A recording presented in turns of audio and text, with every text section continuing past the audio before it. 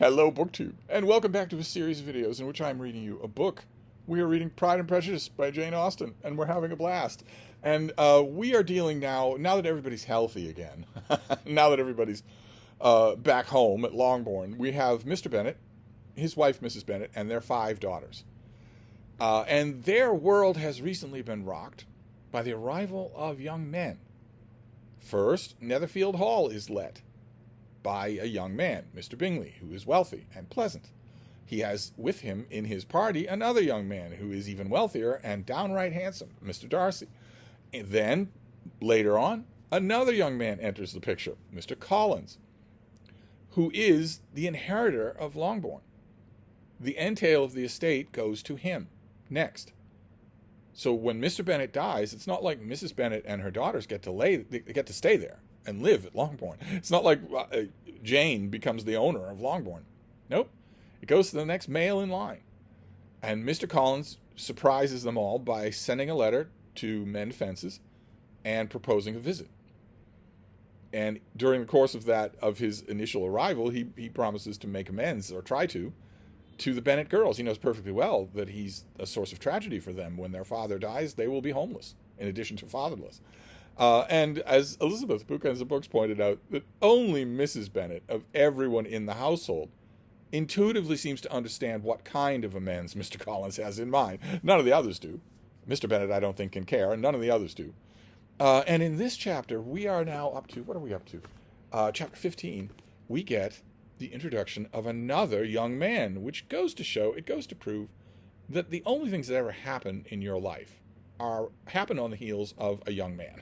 so we're going to get to chapter 15, which introduces another young man to the equation.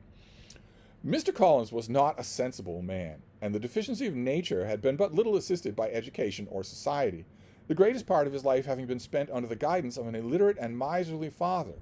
And though he belonged to one of the universities, he had merely kept the necessary terms, without forming at it any useful acquaintances.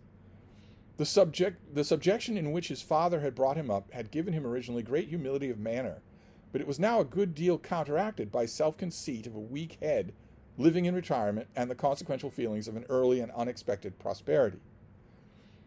A fortunate chance had recommended him to Lady Catherine de Bourgh when the living of Hunsford was vacant, and respect which he felt for her high rank and his veneration of her as his patroness, mingling with a very good opinion of himself, of his authority as a clergyman, and his rights as a rector, made him altogether a mixture of pride and obsequiousness, self-importance, and humility.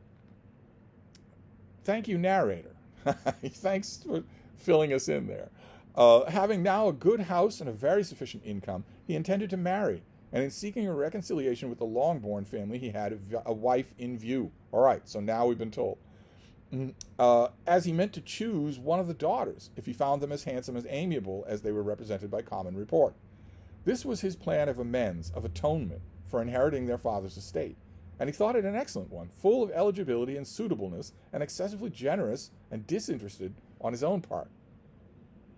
There is a way in which he might be right. We consider him odious, of course. He's a hissable character in this book, but if he marries one of the Bennet sisters, most ideally the oldest Bennet sister, well, there would be grounds for the others to live in the house. Most of them, at least until they get married. There would be grounds to do that. It isn't a heartless plan. It's self-important, but it isn't heartless. But if he has his sights set on Jane, Mrs. Bennet has something to tell him. His plan did not vary on seeing them. Miss Bennet's lovely face confirmed his views and established all his strictest notions of what was due to seniority. For the first evening, she was his settled choice.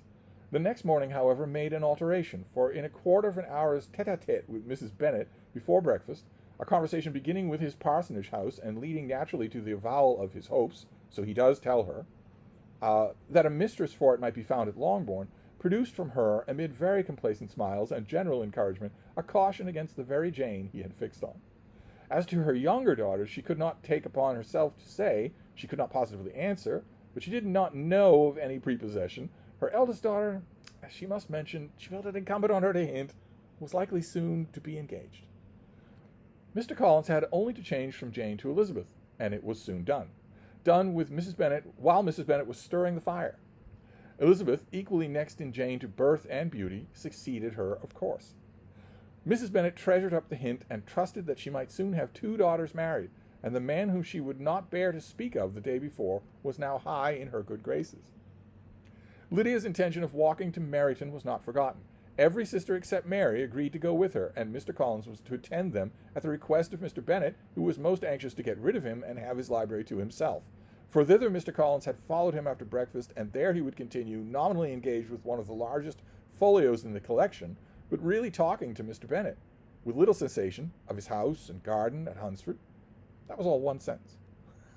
And also, might I point out here, did anyone even ask Mary? This Mary party that's about to walk over to Meryton, did anyone even ask her if she wanted to go along? Do they bother to ask her anymore? She doesn't go. Is she asked? She's in her room reading, making extracts, being literary, keeping a notebook. You can't make extracts without a pen and paper. These nitwit girls want to go to Meryton to ogle officers and look at bonnets. Is there any reader of this book who doesn't want to stay home and talk with Mary? Anyway, Mr. Bennet is upset. He invited Mr. Collins, accepted the invitation of Mr. Collins, accepted the length of the stay, so that he could make fun of this guy. And already the game is boring to him. Already he wants to just retreat to his library, where this guy is following him and pretending to read. Such doings discomposed Mr. Bennet exceedingly. In his library he had been always sure of leisure and tranquillity, and though prepared, as he told Elizabeth, to meet with folly and conceit in every other room in the house, he was used to be free from them there. His civility, therefore, was most prompt in inviting Mr. Collins to join his daughters in their walk, and Mr. Collins, being in fact much better fitted for a walker than a reader, was extremely well pleased to close his large book and go. Everybody but Mary.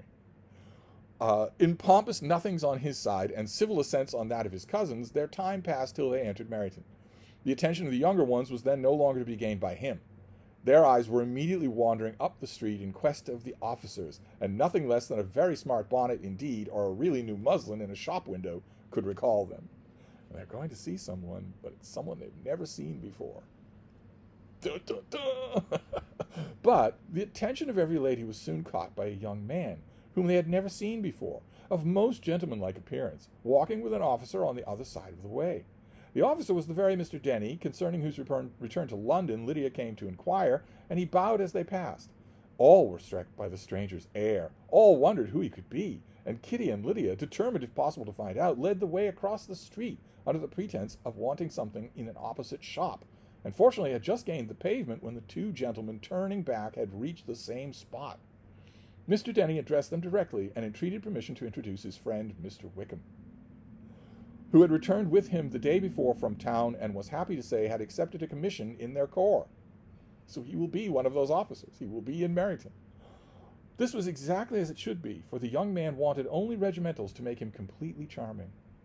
His appearance was greatly in his favor. He had all the best parts of beauty, a fine countenance, a good figure, very pleasing address.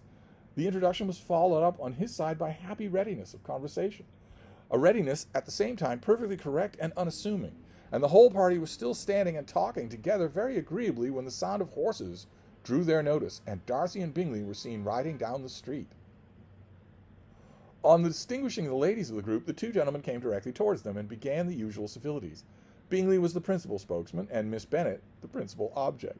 They can't get enough of each other, these 2. They just can't.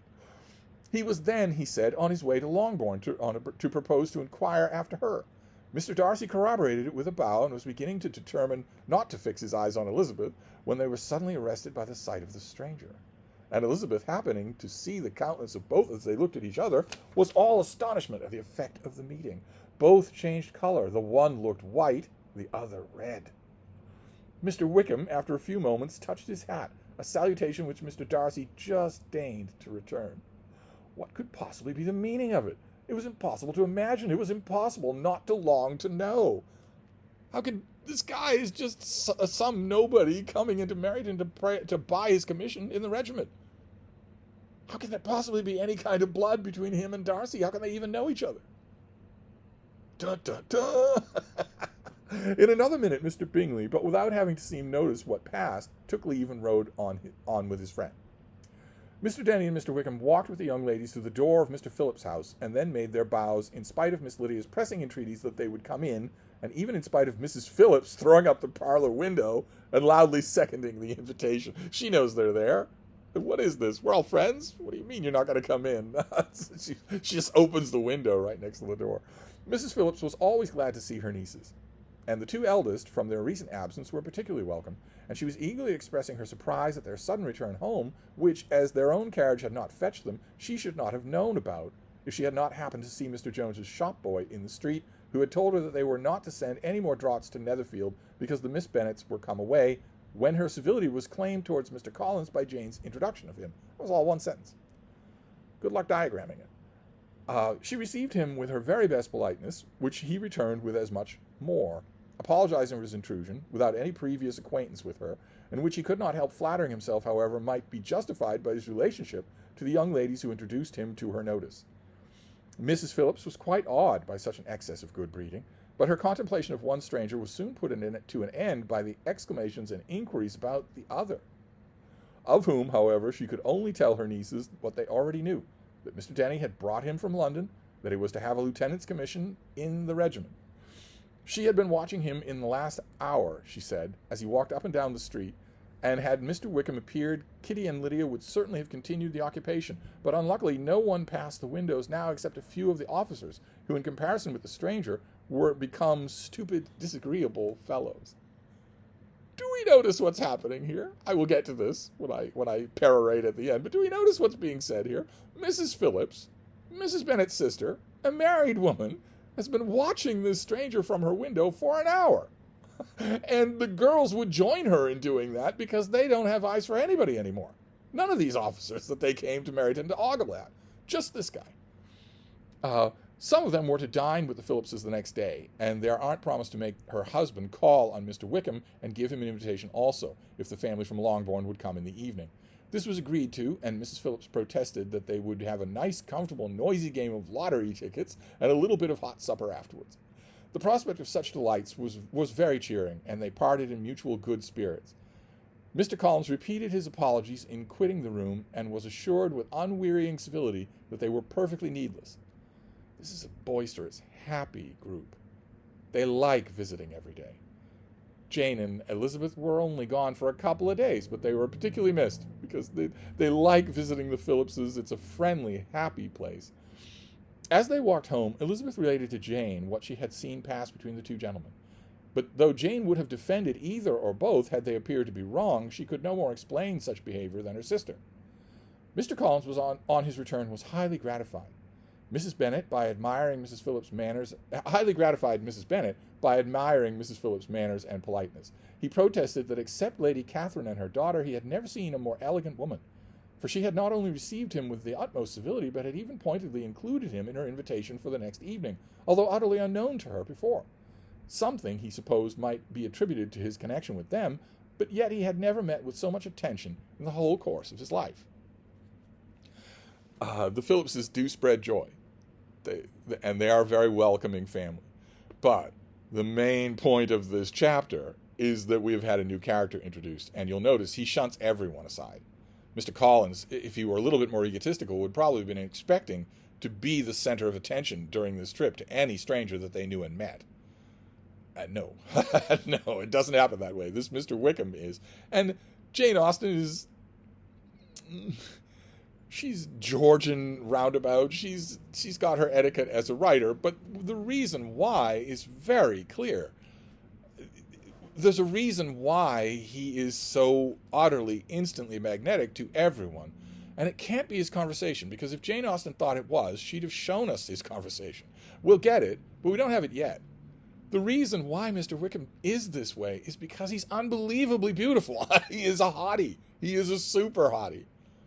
That's why he's so arresting to everyone. That's why a grown woman with sense in her head has done nothing for the last hour but watch him walk up and down the street. And it has such an important role to play. If you keep that in mind, it has such an important role to play in the next few chapters of the book.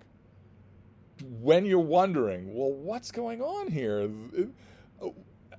Or if you've read the book and you're thinking you're trying to have a villainy contest, well, who's worse, Mr. Collins or Mr. Wickham? Keep in mind that fact, which Jane Austen, I think, signals well enough, but those signals might be muffled over 2 centuries. Keep in mind that Wickham is stunningly beautiful. He is a super hottie. That explains so much of the effect he has on everyone, including our dear Lizzie. Anyway, we'll leave this for now, and we'll come back next time for more. So I will see you then. Thank you, BookTube.